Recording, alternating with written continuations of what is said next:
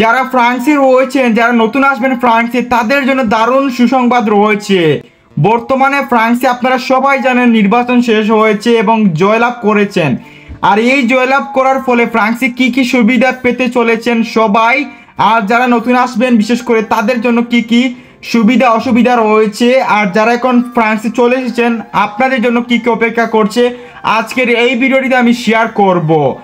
ফ্রান্সে কয়েকটি চেঞ্জ হতে যাচ্ছে এবং কয়েকটি বিষয় জানা খুবই ইম্পর্টেন্ট, বিশেষ করে যারা একদম নতুন ফ্রান্সে এসেছেন, যারা ভবিষ্যতে আসবেন তাদের জানা খুবই ইম্পর্টেন্ট। এগুলো ফ্রান্সে কিন্তু ছিল, বাট এইগুলো প্রপারলি এখন ইউজ করা হবে। কয়েকটি বিষয় রয়েছে যে বিষয়গুলো ফ্রান্সে আগে ইউজ করা হতো, বাট এখন একটু বেশি হবে। আর এই বিষয়গুলোর মধ্যে নাম্বার 1 যেটা হচ্ছে, আপনি যখন ফ্রান্সে নতুন আসবেন, আসার পর ফ্রান্সে সরকারিভাবে আপনি স্কুল পেয়ে যাবেন। আপনারা সবাই জানেন ফ্রান্সের ভাষা অনেক কঠিন, ফ্রান্সের ভাষা না জানলে কাজ করা যায় না।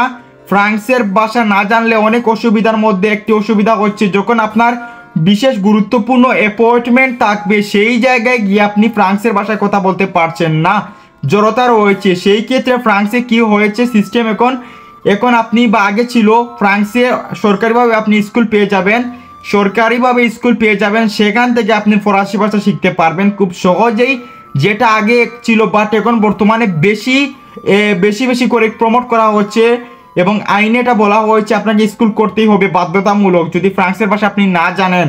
আর এটা সবচেয়ে সুসংবাদ সবার জন্য, যারা নতুন এসেছেন অনেক টেনশনে রয়েছেন যে ফ্রান্সের ভাষা কিভাবে শিখবো, তাদের জন্য দারুণ সুসংবাদ। এখন থেকে ফ্রান্সে যদি আসেন, আসার পর আপনি সরকারিভাবে স্কুল পেয়ে যাবেন।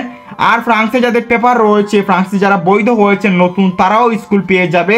আর এটা খুবই ভালো একটা আইন বা অভিবাসন বলা যায়, কারণ আগে ফ্রান্সে আসার পর আপনাকে টাকা পে করে ফ্রান্সের ভাষা শিখতে হতো, সরকারিভাবে ছিল, বাট অনেকেই জানতেন না। তো যারা জানেন, আগে জানতেন, তাদের জন্য তো ভালো ছিল। আর যারা জানতেন না তাদেরকে বলছি, আপনারা এখন থেকে সরকারিভাবে স্কুল পেয়ে যাবেন। ফ্রান্সে আসার পর বৈধ হয়ে গেলে আপনি স্কুল করতে পারবেন। আর এটাই ছিল সুসংবাদ।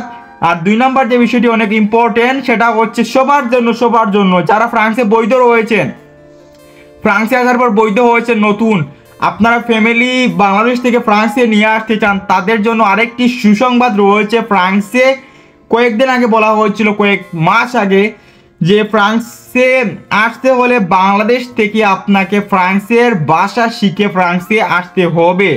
আর এই বিষয়টি সম্পূর্ণভাবে বাতিল করা হয়েছে বর্তমানে, তাই দারুণ সুসংবাদ। আগে আপনাকে বলা হয়েছিল আইনে আপনাকে বাংলাদেশ থেকে আপনার পরিবার সহ ফরাসি ভাষা শিখে ফ্রান্সে আসতে হবে, আদারওয়াইজ আপনি আসতে পারবেন না। বর্তমানে এসে আইনটি সম্পূর্ণভাবে কি হলো, বাতিল করা হলো। তারা বলেছে যে কোনো দরকার নেই।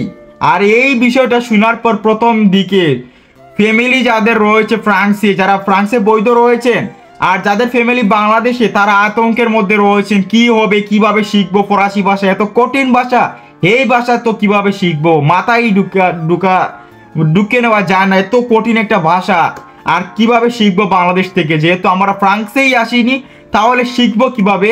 তাদের জন্য সুসংবাদ, এই আইনটি সম্পূর্ণভাবে বাতিল করা হয়েছে। এবার খুশিতে নাচতে থাকুন আপনারা, কারণ এই আইনটি যদি সরাসরি এলাও করে দিত, তাহলে গভর্নমেন্ট কি করতো, এখন যদি এলাও করতো তাহলে সবার প্রেশার বাড়তো, বাংলাদেশ থেকে শিখে সার্টিফিকেট নিয়ে দেন আপনাকে ফ্রান্স আসতে হতো। কিন্তু এই বিষয়টা একদম বাতিল করার ফলে আমাদের এখন সহজ হয়ে গেল।